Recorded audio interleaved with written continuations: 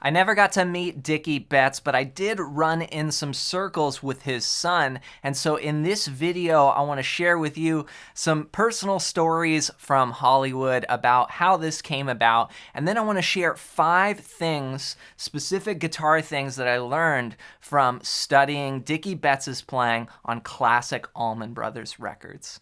So let's get into it. It all started back when I was in high school and I played at a battle of the bands in Malibu, California.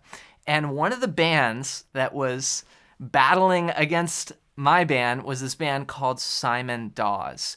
And they have since developed into a band you may know of now called just Dawes.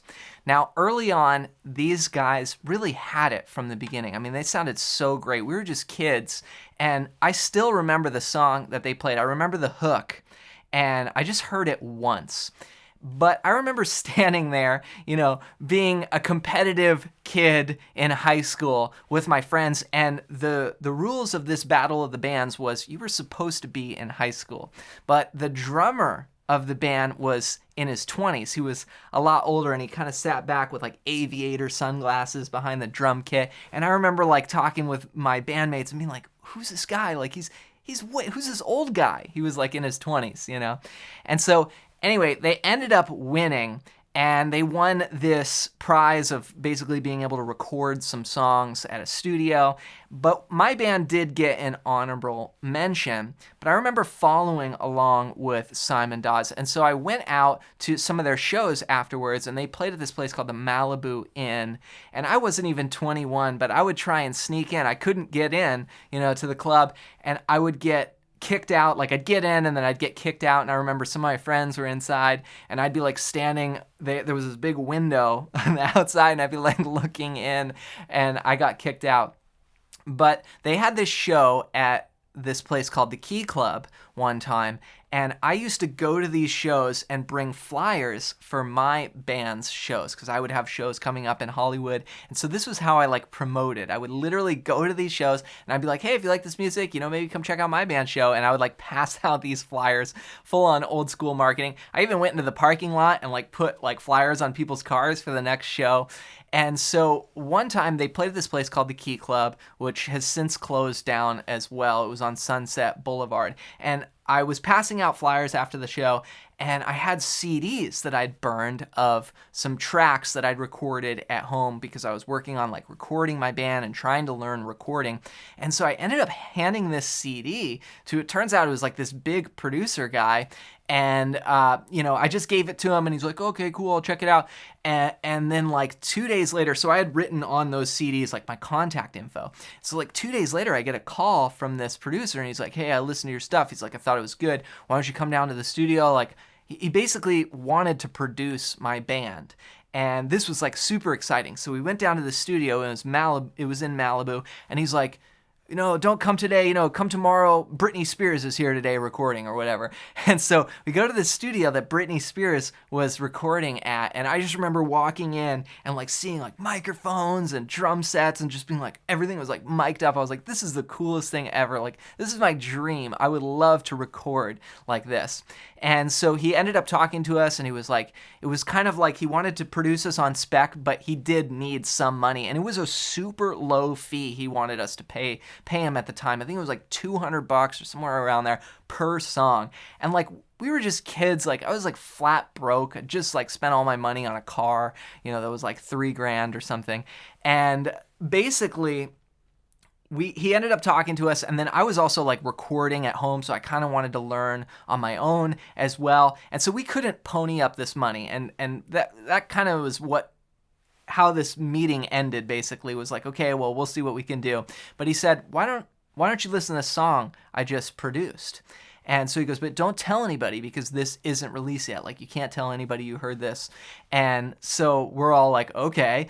And he plays this song by the band Puddle of Mud.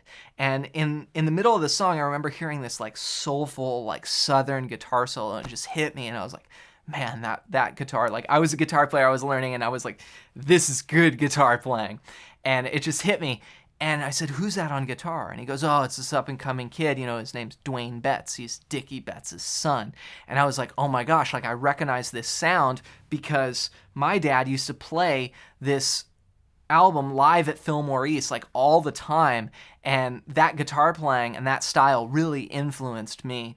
And it's still, to this day, like I have a lot of lessons on YouTube you can check out in this style. Now, Dwayne was about 10 years older than me, so I remember hearing that guitar playing and just being like, wow, you know, I thought it sounded so great. I was really just blown away. And so I ended up never recording at the studio because we were just broke. But I wanted to share 5 things that I learned from Dicky Betts' recordings. And the first thing is this classic blues move that goes like this. Just that simple rhythm move. So if you're in the key of G, you know, it's just a couple notes. This sound here. And then sliding back down. So that was over the 1 chord, and then I learned to move it around the blues form like this.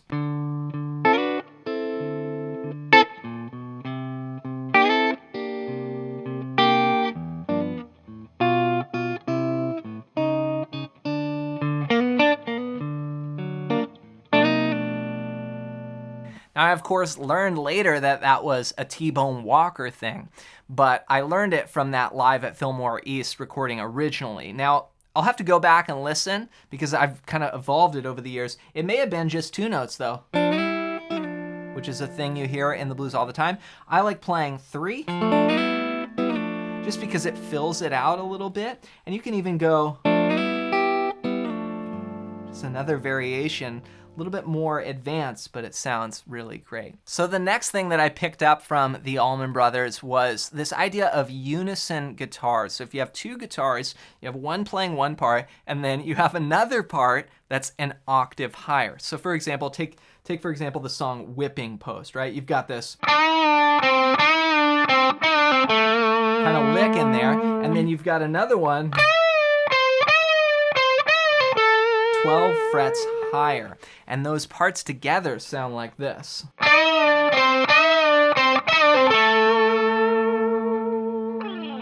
So that's just a really cool sound. Now, of course, you can go beyond this and you could do things like thirds, which is another thing that they did all the time. So for example, like, so that would be one lick there, and this comes out of the cage system here. You've got, then you can have a harmony to it, right? And a lot of times that would be in thirds. So for example, like, then you have this kind of sound, so it might be a harmony like,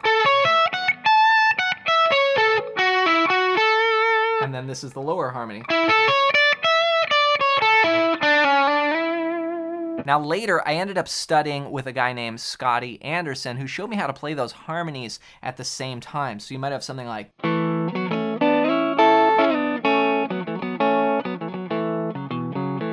right? So you're basically getting those harmonies and making it sound like 2 guitar players. They're almost like you have like a harmonizer pedal. Now, the third thing that I learned was, of course, using the major pentatonic scale. Like when you think about, you know, Blue Sky, that lick is really just,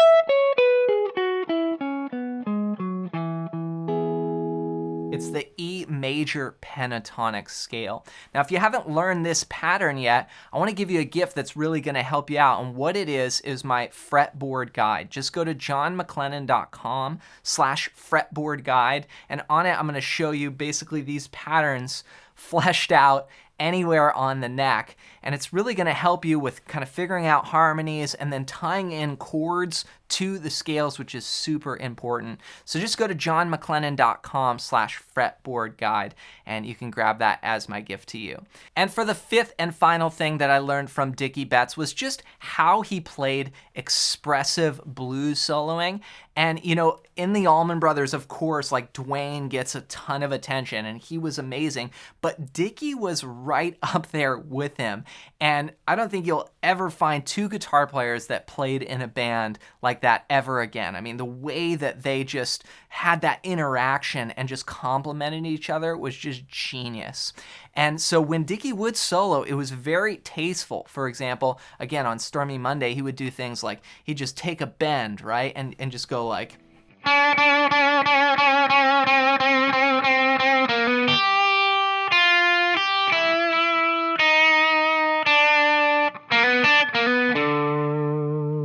So it's not just a million notes all over, but it just has guts to it. And it's got a very strong rhythm. And again, it's rooted in the blues. So those are my 5 things that I learned and my crazy wacky story from Hollywood. Hope you enjoyed this video. If you need help working this stuff out on the guitar neck, don't forget to grab my fretboard guide. It's completely for free. Just go to johnmcclennan.com/fretboard guide. Pick that up as my gift to you. As always, thanks for watching, and if you enjoyed this video, I think you'll really like this one next.